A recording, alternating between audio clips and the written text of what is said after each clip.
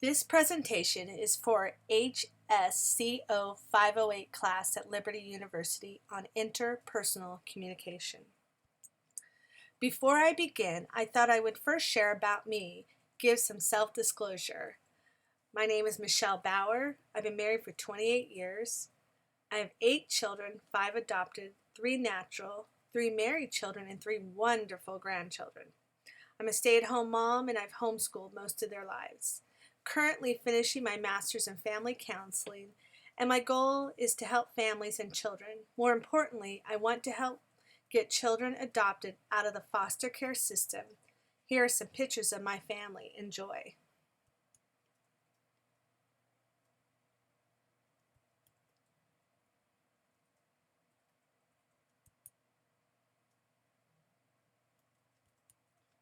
So let's get started.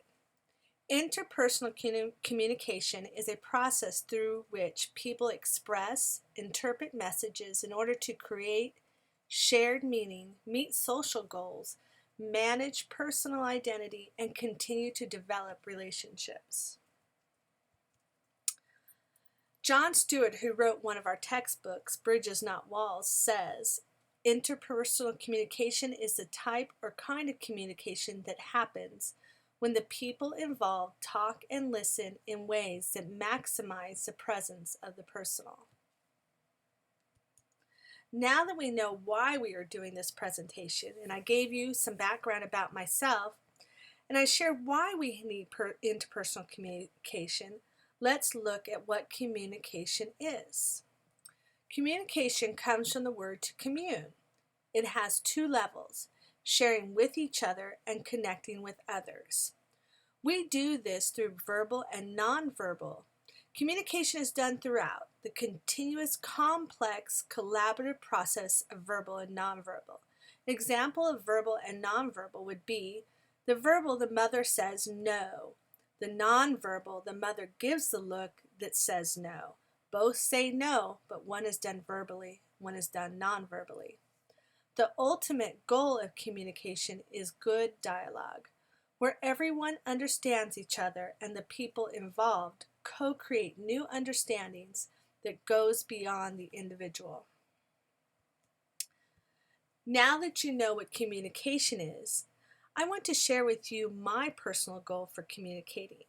This is called my overreaching goal.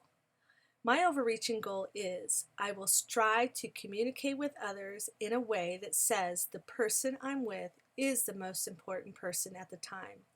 I will work at putting people above myself. I will become better at listening rather than allowing my emotions to control. I will endeavor to be quiet and speak when it is my turn, doing this all while working towards showing Christ and His love in my life. Now that you've heard my overreaching goal, how do I plan to accomplish this? I will accomplish this by enlarging the conversation, understand my own communication style and listening skills, and reduce the noise pollution. How will I enlarge my conversation? First, I need to understand there is a direct link between the quality of communication and the quality of life. Enlarging the conversation requires us to be mindful listeners, empathetic listeners, and to have full disclosure. Mindful listening, this is where our mind and body are working in sync to communicate. Empathetic listening involves being sensitive, moment by moment, to listen to another during this conversation. It means you lay aside your own values and views in order to enter into the other person's world. So first, we need to be mindful listeners. We need to give whoever we're speaking to our all, be all there. Then we're empathetic. We listen to everything they have to say without thinking of ways to interrupt or put in our opinions. Then we have self-disclosure. We're open to others, and we discuss our feelings, ideas, reactions to the situation. Through all of these 3 things, by mindful listening, empathetic listening, and self-disclosure, we're enlarging our conversation and better representatives of Christ.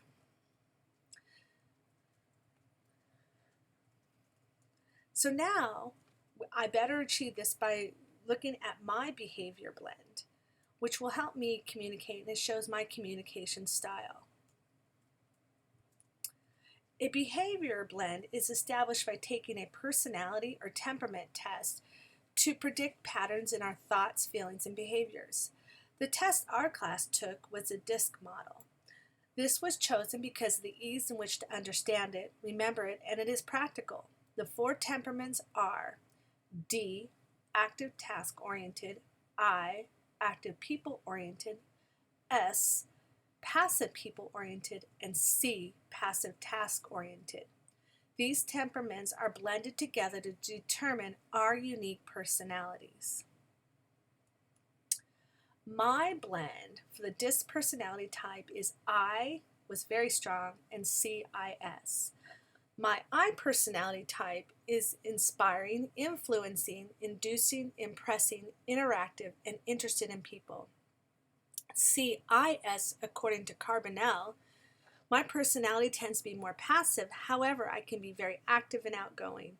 I enjoy inspiring others. I can be very sensitive, supportive, and competent. I like to please others. My husband likes to say that I'm the cheerleader, so I guess that fits. Understanding my behavioral blend helps me to enlarge the conversation. This in turn helps me in a deeper, richer communication. Positives to my behavior blend. CIS. I tend to be very friendly, inspiring, influencing. My personality is very bubbly and gregarious.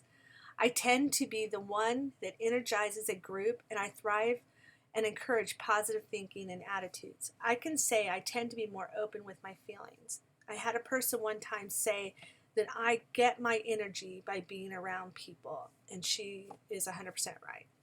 So what are some negatives to my behavior blend? I at times overuse my people skills and talk too much. If my husband was here, he would agree.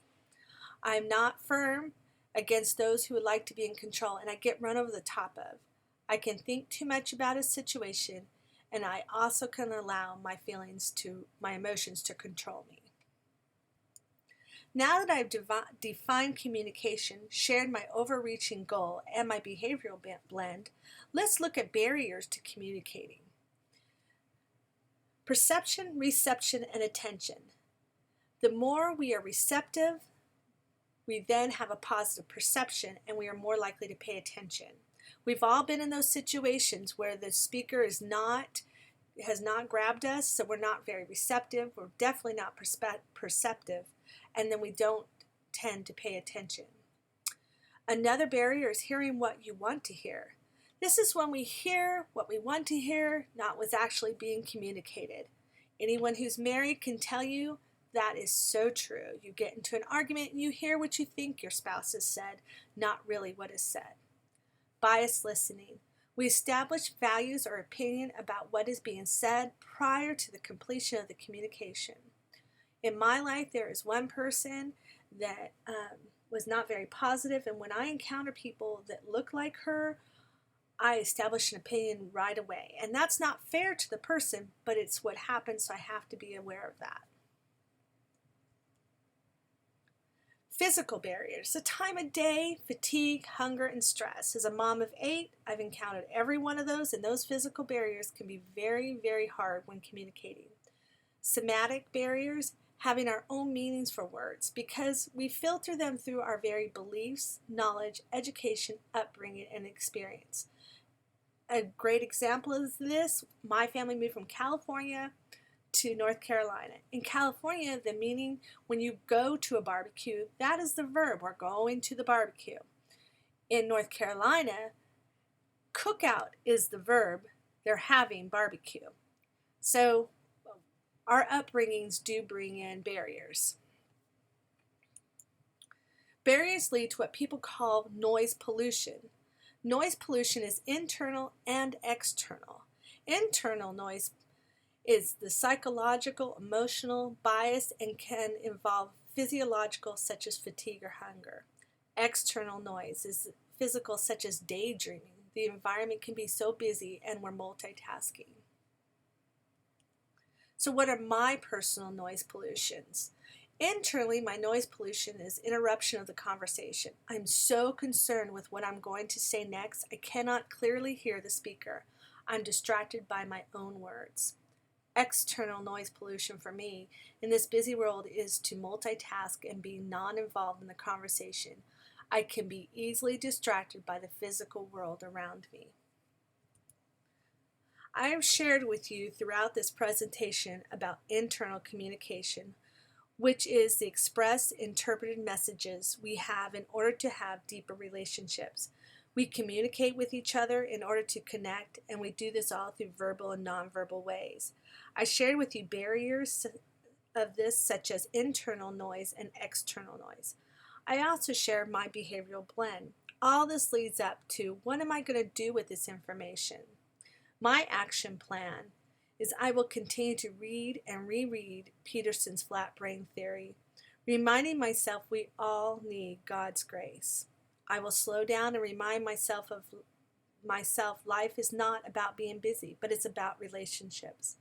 I will better manage my time so I can slow down, and I will use the wisdom God provided me through this class to enhance my behavioral blend and seek Him always. Thank you.